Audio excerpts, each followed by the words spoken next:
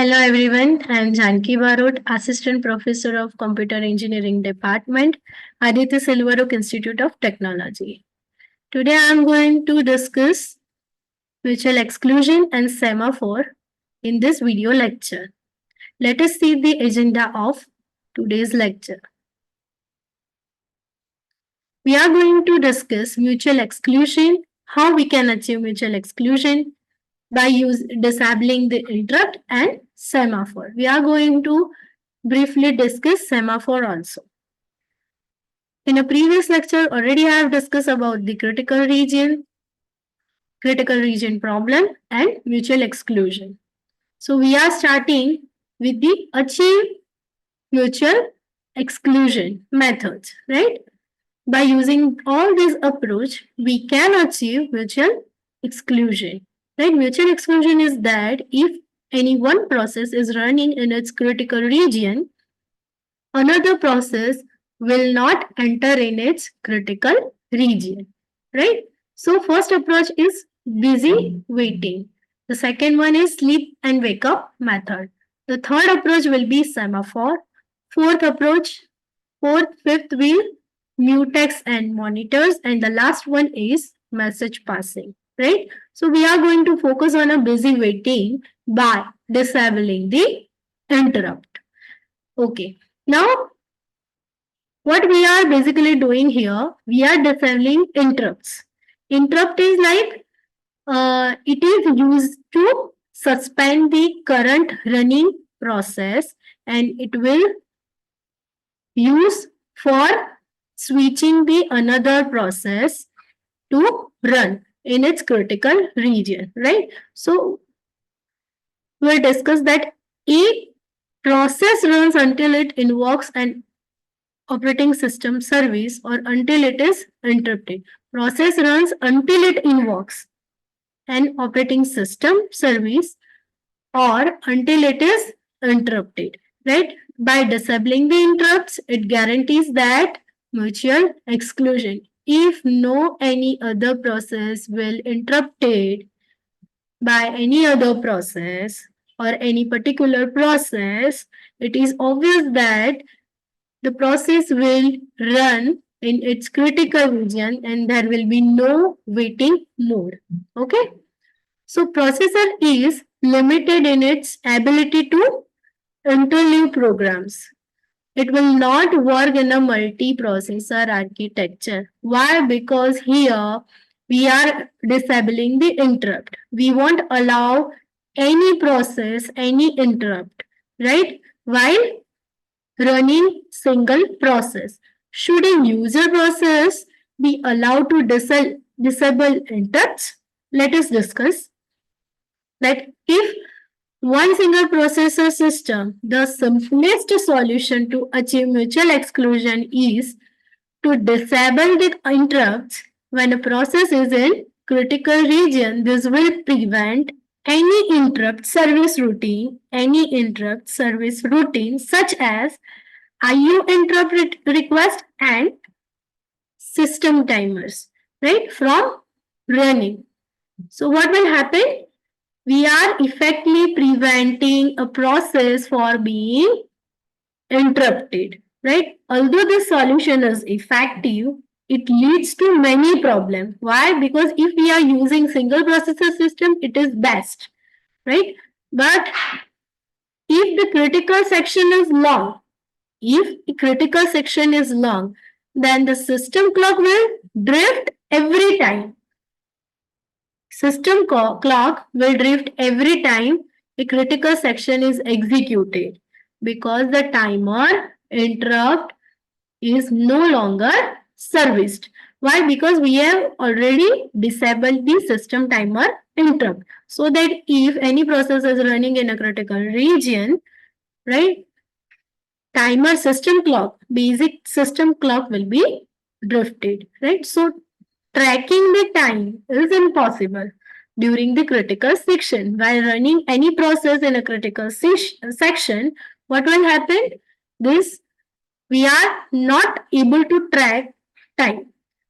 Also, if a process holds during its critical section, if any fatal error or if any error will occur during the execution in critical section.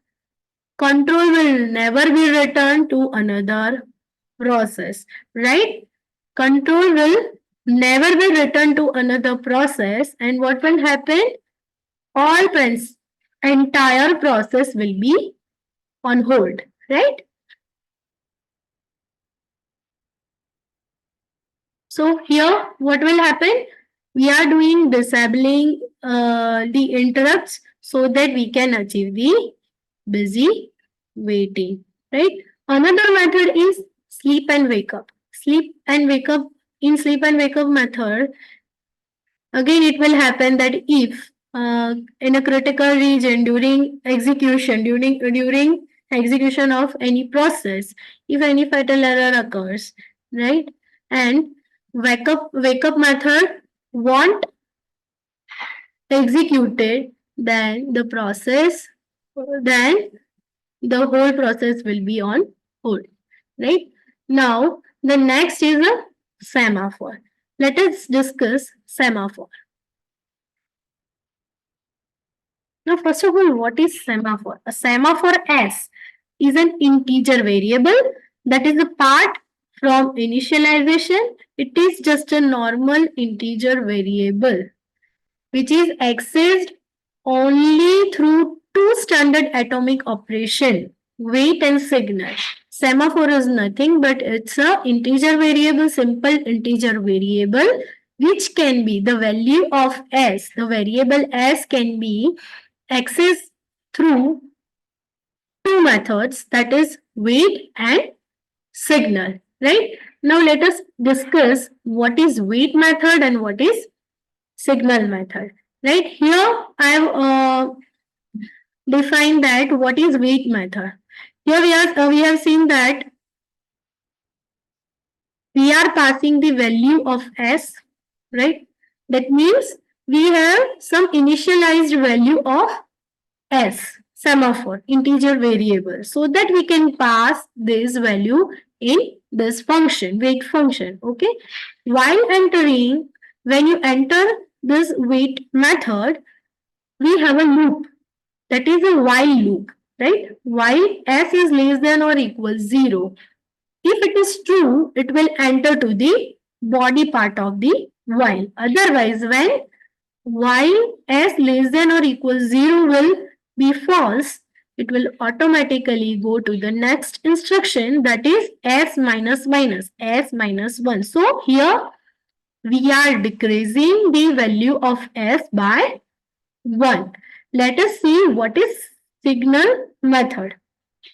In signal method, again we are passing the value of s, and in that method we are going to increase the value of s with 1, right? S plus 1.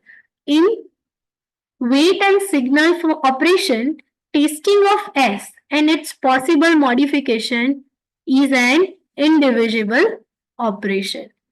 Here I have mentioned that two types of semaphores are there, binary semaphores and counting semaphores. In binary semaphores, s is equal to 0 or 1. The value of s will be 0 or 1.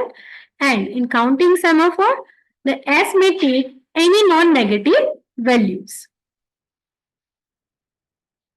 Now, to understand the semaphore, to understand how semaphore used to achieve mutual exclusion, right, and how we can enter the critical section, I have mentioned one example using binary semaphore. Binary semaphore are used to deal with critical section problem for multiple process as an end process share a semaphore initialized to 0. Here I have mentioned that initialized value of semaphore is 1.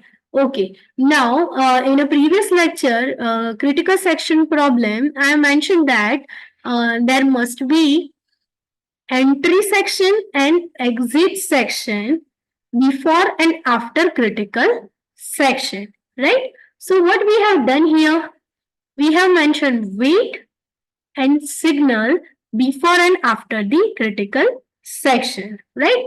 So let me anode, we are going to write that it is a entry section and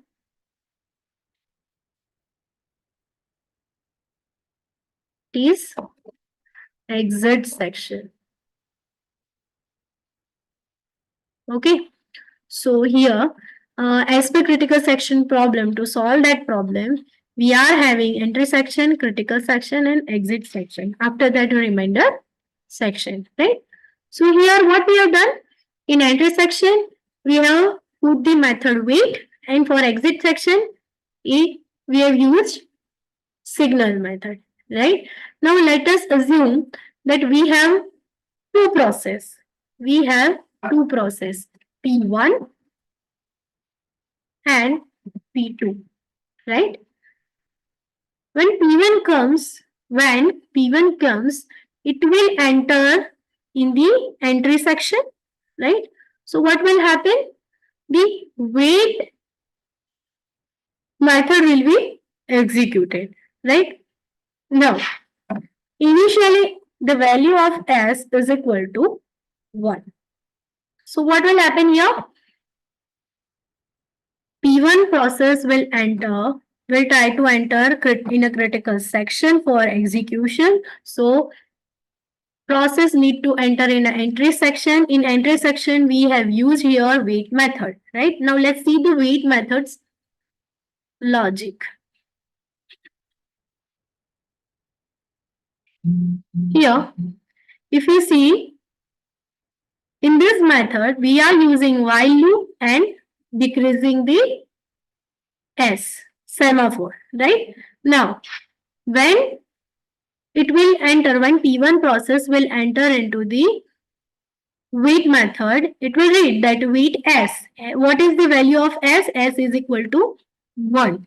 So while S is less than or equal to 0, whether the condition is true or false, if 1 is less than or equal to 0, the condition will be false, right? It is not true. So what will happen?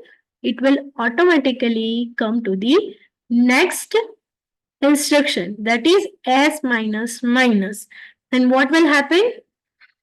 Before leaving before leaving wait method, the value of S will be decreased by 1. So here we can write that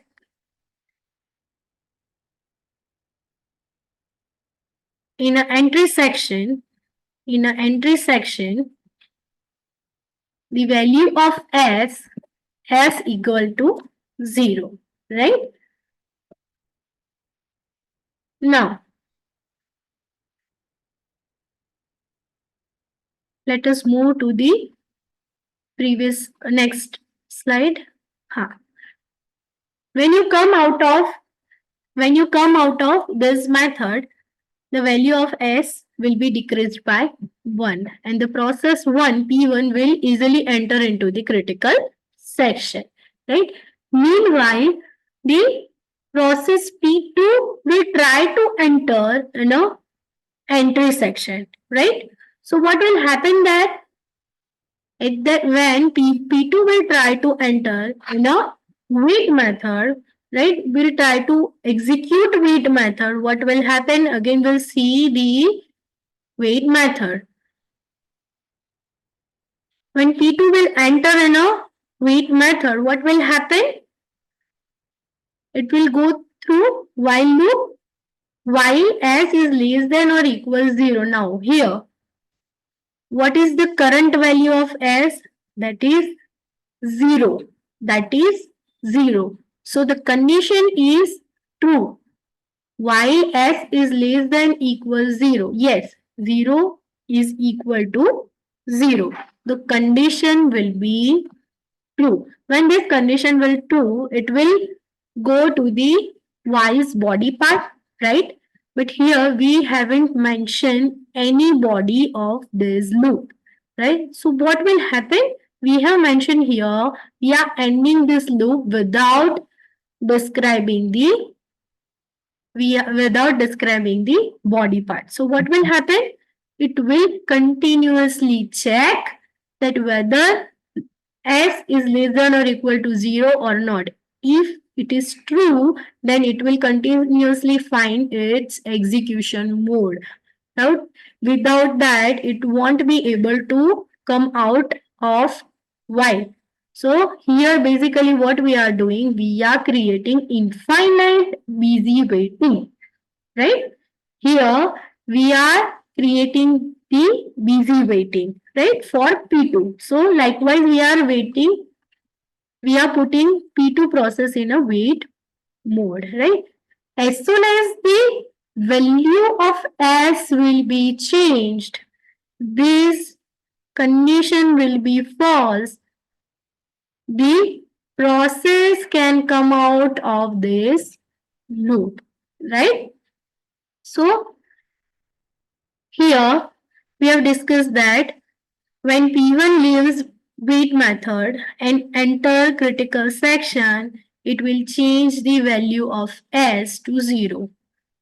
So when P2 will try to enter in a wait method in an entry section, it will be busy with while loop. It won't be come out of this loop, right? So what will happen? It will be in a waiting mode. When P1 will complete its execution and it will come to the signal method. In signal method, what we are doing?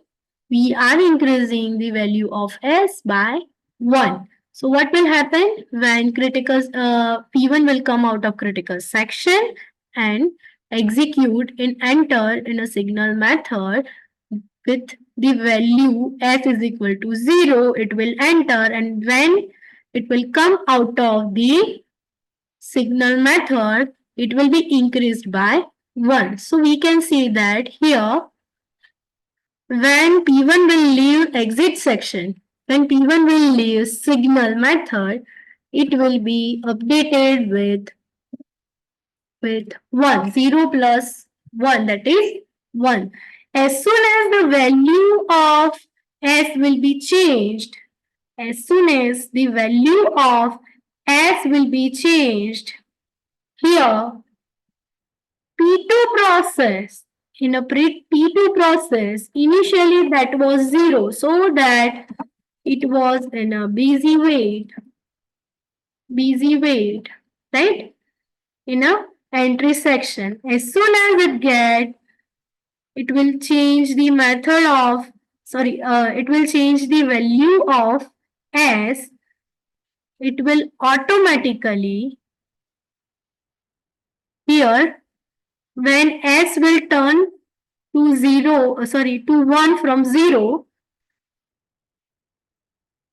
this condition will be false, right? 1 is not less than or equal to 0. So automatically P2 process will come out of the while loop and will go to the next line, right? That is, we are again going to decrease the value of S. We are doing so that if this condition will be true, then the loop, any process cannot come out of this loop, right?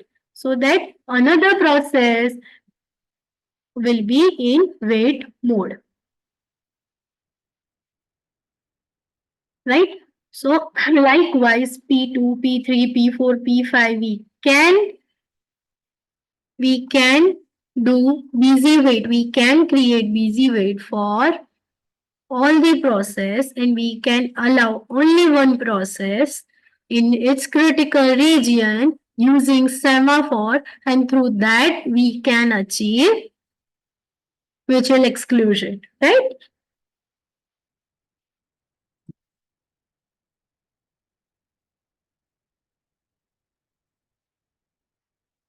Wait a minute, I'm going to share.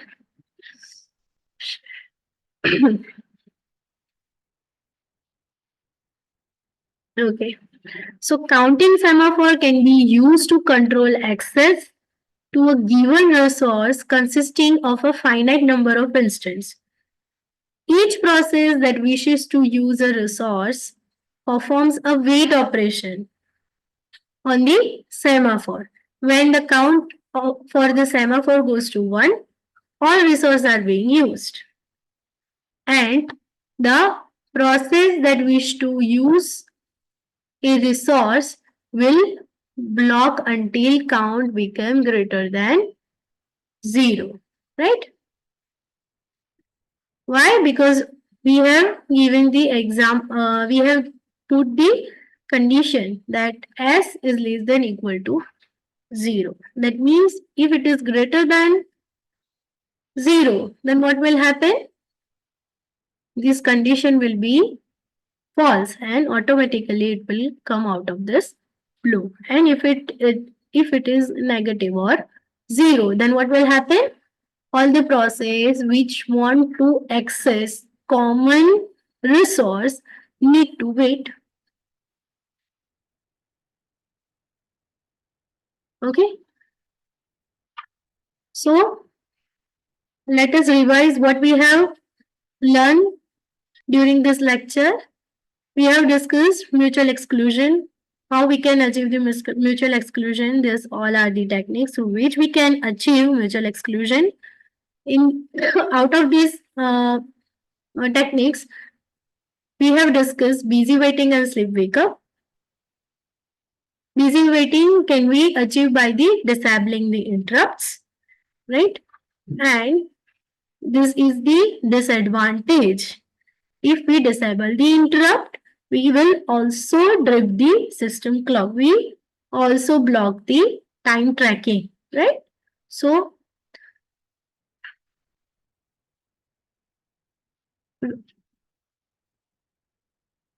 next we have discussed the semaphore. What is semaphore? Semaphore is just integer variable. Semaphore is just an integer variable which can be, its value can be changed by only two methods, that is wait and signal, right? Through which we can enter into critical section and create a busy wait for another process. Most important thing here is you need to understand this, that why we have written this semicolon. This semicolon denotes that the while loop is having a condition, but it is not having any body part. So when this condition will be true, any condition will be true, it will enter into the loop, but the process will not, it won't find any executable part, right, within this loop. So it won't be allowed to come out of this loop, right? And here we are changing the value of s so that next, if any other process will come here, if any other process will come in wait method, so that it also can be in a wait mode. So we can prevent it to come in a critical region, right?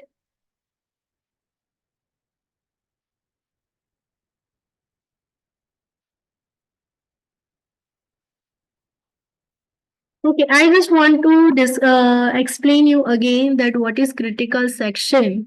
Then critical section is not any section or any part in operating system. It is just a code. It is just a variable. It is just a method which is shared. It is just a resource which is shared, right? Multiple process wants to access that same method, same code, or same variable in a particular method, right? Through which we can say that if, let's say, let's have an example that in a critical section, if value of a for when p1 comes and execute the in a critical section, the value of a will be 5. If when P2 comes, the value of A will be changed to 100.